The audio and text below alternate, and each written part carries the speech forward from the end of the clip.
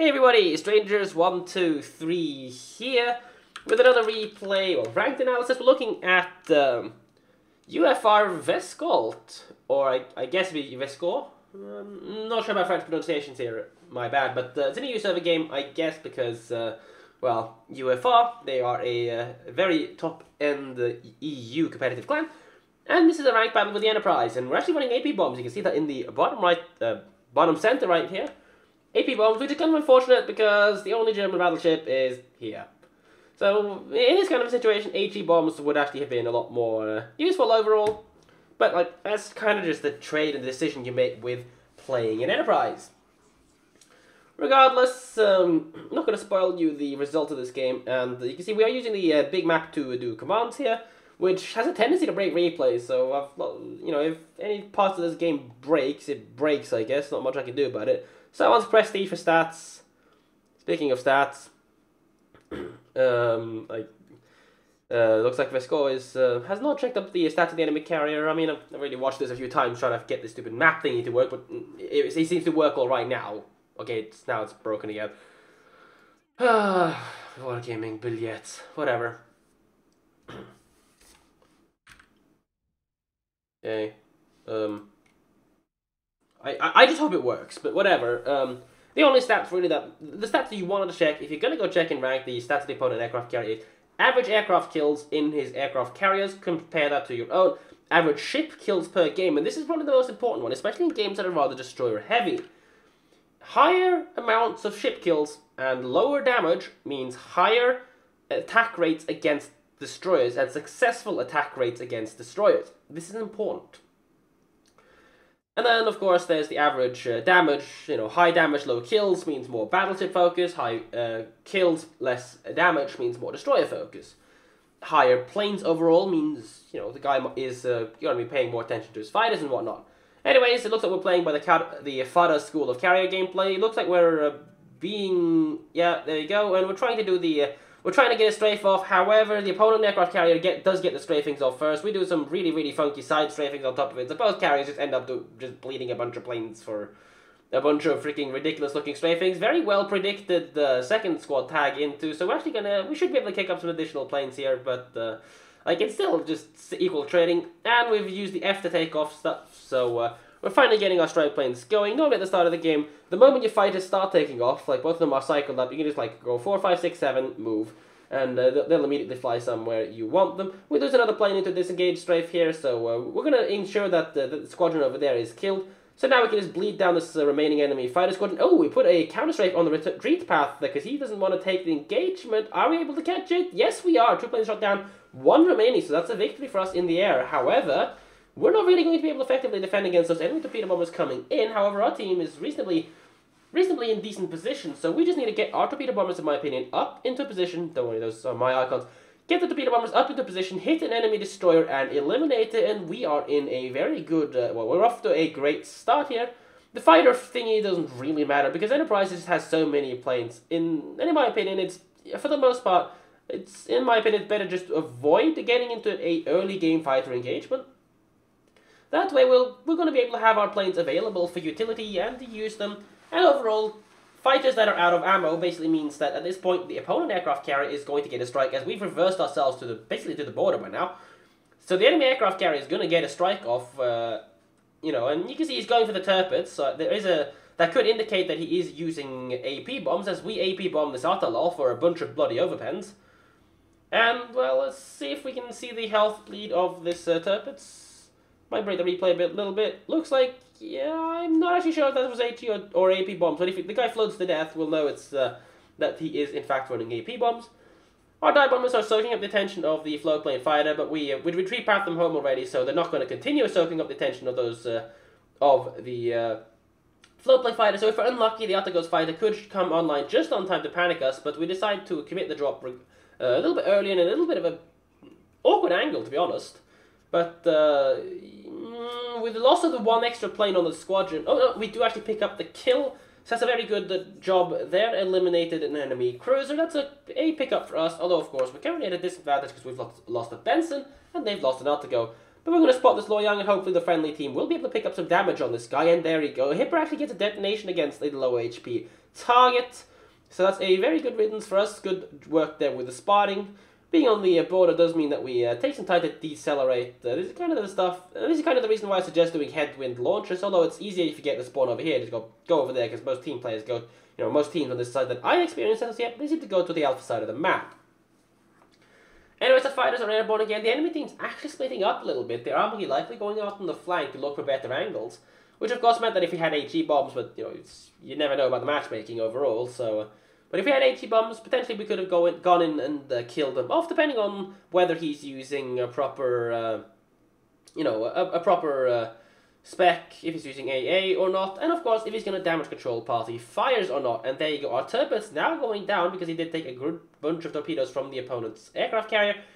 Our planes are now under the air range of the enemy's Aki, which is not really a position you want to be in. However, we're going for an immediate strafing, and we're going to side strafe down towards the other squadrons. So I think, yeah, it appears the opponent aircraft carrier didn't properly react to that.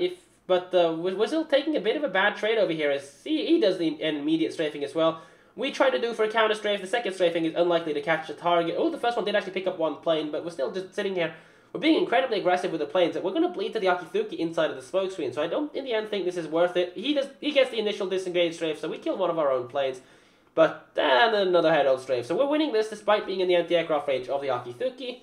And the enemy carrier doesn't seem to be, didn't seem to have achieved much anyway. So, and now he's doing another disengaged strafe, just bleeding planes at this point. I would just sit a tag inside of the Aki, and looks like the Monarch probably picked up that plane. So we're ordering our number 2 squad to cycle, number 3 to cycle as well. Personally, I would send number 2 to cycle and number 3 to stay around.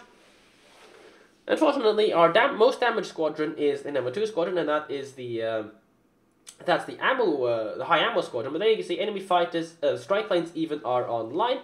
And this is normally, we actually decided to pull away all our planes and now pull them back again, so we kind of lose out a little bit of time for defense, but it's not too big of an issue overall, I think, because the enemy carrier is going to have a hard time actually finding himself getting a successful strike in there, unless a Kagero literally decides to commit suicide. Ooh, replay please, friend of the planes. Looks like the Kagero should be able to evade that if he doesn't screw it up, and he doesn't, so he evades that. Could have been a close goal for the Kagero over there, but he does a good job in evading it. And now we're just going to continue panicking the opponent's aircraft. Setting up torpedo bombers up. If we had AP bombers, HE bombers even, we could maybe have done some damage against the Amagi or North Carolina improper, but our planes are now actually inside of the North Carolina's anti-aircraft range. So, I mean, the guy is spotted. Our fighters are currently actually... It seems that the North Carolina has actually ordered to focus on our fighters, so that's a little bit of a spot of luck for us. We still memorize his position inside of the smoke screen as our dive bombers start getting wiped. 5 hits for a little bit of a 10k damage actually isn't too bad overall, to be completely fair. But of course, I mean, the thing is, if you get people to damage control party fires, even if your HE bombs only do like 5k damage, but you get the guy to put out a fire, and you go in there with a torpedo bomber and into flooding, that basically is a kill. But this North Carolina does have some pretty heavy anti-aircraft. The issue here is that they have planes spotting. If the planes are, if that plane now gets shot down and all of their stuff is inside the smoke screen and the fighters doesn't arrive on time, well, we're actually going to stop taking anti-aircraft fire because of the fact that we're going to be inside of the smoke. Their stuff's inside the smoke and no longer spotting. Anyways, we commit to drop and immediately break away from it, but we're likely going to get all this stuff strafed away. In this kind of a situation, I would just, one to the left, one to the right, but we do get a really good drop against North Carolina. Front torpedo even picks up a hit. That's 5 torpedo hits, although we did lose our entire torpedo bomber strike wing. Our carrier is now doing a little bit of reversing, but it's fine. The enemy team's kind of blobbing in the middle, but we're down all of our battleships, so it's really going to be up to our ability to protect the remainder of the team's destroyers, stop them from being spotted and whatnot, which means that we need to be able to, we need to be careful of what we do with our fighters. And in this case, try to bait the opponent aircraft carrier into doing some funky strafing and trying to catch him on a counter strafe. But the enemy team's doing a big smoke death blob at this point. Regardless, we've picked up 23 planes, and, the anti-aircraft is currently going off. Aki and the Yamaki are, they're making moves. Unfortunately, no flooding on the North Carolina. He probably saw the torpedoes coming and damage control party to fire at the same time at that point, meaning that he would easily be able to catch up the flooding from our torpedo bombers. North Carolina spotted, but the torpedoes miss. He's accelerated forwards, so we're not going to be able to find the kill on that like that. He's entering the next Aki smoke at this point. It's a smaller smoke screen, unlike that of the Benson. The team is actually coordinating their permanent smokes, which is kind of cool to see, I guess, but it does mean that our team's going to have a hard time doing anything about this because the enemy carrier is still perfectly operable, which means that, well, we're not really in a good position, alongside the fact that the North Carolina is also operable. So at this point, I mean, none of the carriers really have a fighter advantage, but if we send our fighters in right now, we could theoretically throw them away in an attempt to get rid of the North Carolina. However, the Hippo torpedoes actually find their mark, so that's very, very useful for us. So now we can order our planes in there. I would just order a click fight, but the strafing actually happens, and the enemy carrier is pretty much AFKs it away, so he loses a good bunch of planes. We actually get one plane with the strafe, and he tries to strafe himself out of that shit, but that doesn't really seem to work. So his plane there at best is going to be a panic button, which actually would be kind of annoying, because it would reduce the amount of damage we can pick up, but looks like he does some funky strafing, and it looks like Omega actually takes 2 torpedoes. So if we go in there with our double dive bomber now and pick up some damage, as we put a really good micro strafe against the opponent's carrier at the end there, but he comes back with another strafe of his own, so hooray for carrier works. A little bit badly angled, but we actually get the kill on them, so we get sufficient amount of bomb hits, and our fighters all survive at a sufficiently good rate. So we're ordering them to go and pick up the enemy strike, as we have our torpedo bombers looking for the enemy's Aki.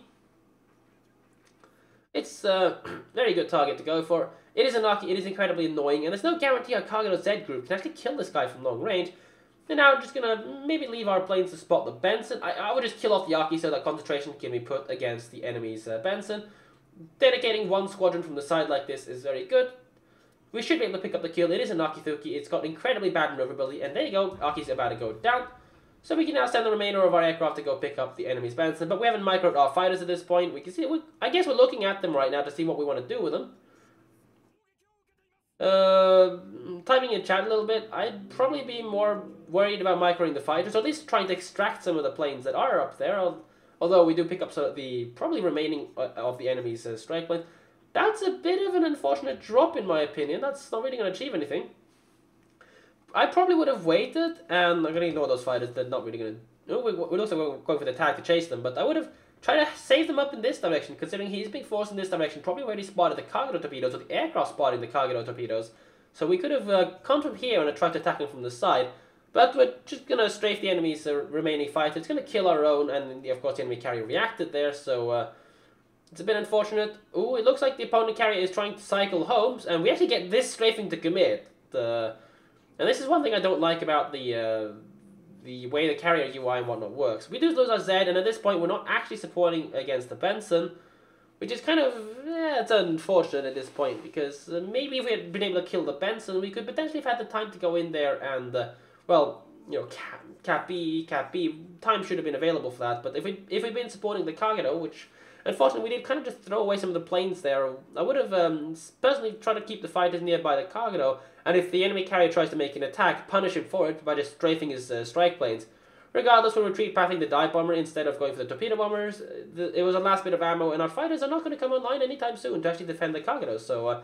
I think at this point, it's up to us to kill the Benson, and the Kagero to reset him to stop him from capturing Alpha, and we need to engine ahead towards Bravo. We kind of needed to do that a bit of a time ago, though, so...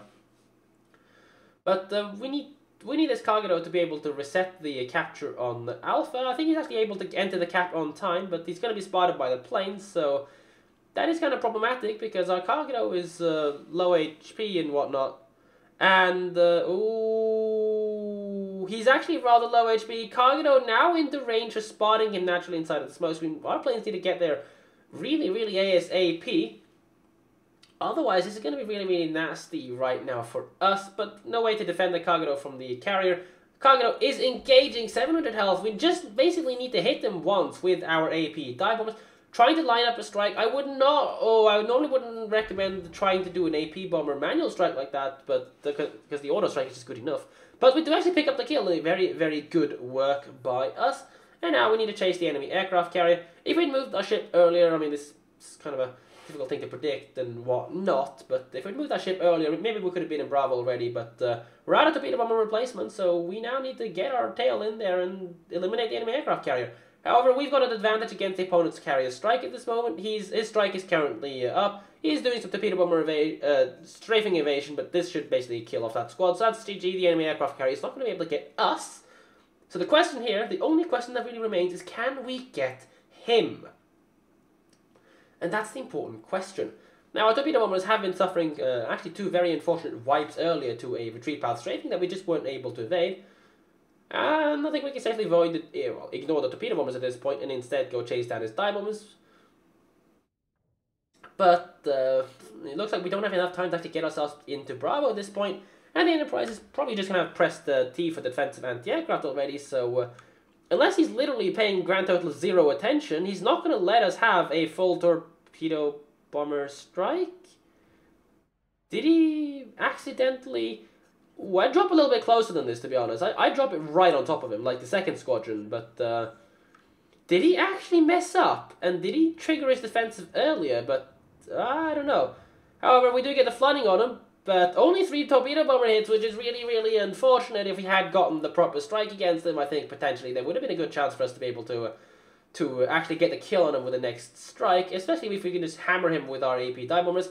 At this point, I don't think Bravo's actually going to be important. I probably would have considered just to cut through inside here, up and around, and just try to secondary him, because without HE dive bombers, and this is the important thing, I don't think Enterprise AP dive bombers, well, US AP dive bombers overall, are actually useful against other Enterprise, well, the Enterprise itself, because I think it just doesn't just do enough damage to it. I don't think you really get the sits on them, so yeah. However, we basically got the enemy carrier effectively out of fighters, which is very good for us. So we just need to try to get ourselves up there, because as you can see right now, with 100 points left, we need we need 300 to get the win. It's all about killing him now. We're never going to get, capturing Bravo. I don't think it's going to be enough time with only 4 minutes left of the game, so I think it's going to be up to us to kill him. So now it's really just a hope of getting sufficient AP bomber damage and, not. I'm not sure if you guys know more than me about AP Enterprise bombers and the damage, but it maybe just, triggered it earlier by accident or something. Regardless, a good manual drop coming in right here. Is it enough? 10 bomb hits for 13k. No, it is unfortunately not enough. But if we had HE bombers there and we had them stacked up with the torpedo bombers into a proper looking strike, then yeah, we could have... I think we would have killed them. Because HE bombs, getting even 3 or 4 HE bombs hit there as we get our clear sky. 3 or 4 HE bomb hits there for even like 7,000 damage and 1 fire would still beat the 30,000 damage, because remember, aircraft carriers take additional bleed damage from the fires. As is really unfortunate, because we are going to lose this game, because he's obviously going to have his damage control party online again, despite the 30 seconds active time that it now has. And, still keeping the same cooldown. So, yeah. However, he is capping game. We've got 3 minutes left. So, the question here really is, can our next AP bomber strike deal sufficient amounts of damage?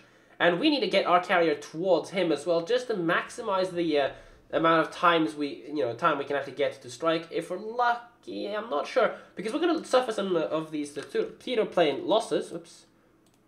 And are we panicked? Oh, Jesus Christ, UI. No, we're not panicked, and this is too far away. I would have tried to cycle it down here and get the drop off. Because I think at this point we're only going to get 2, where we could probably have gotten 3 against them.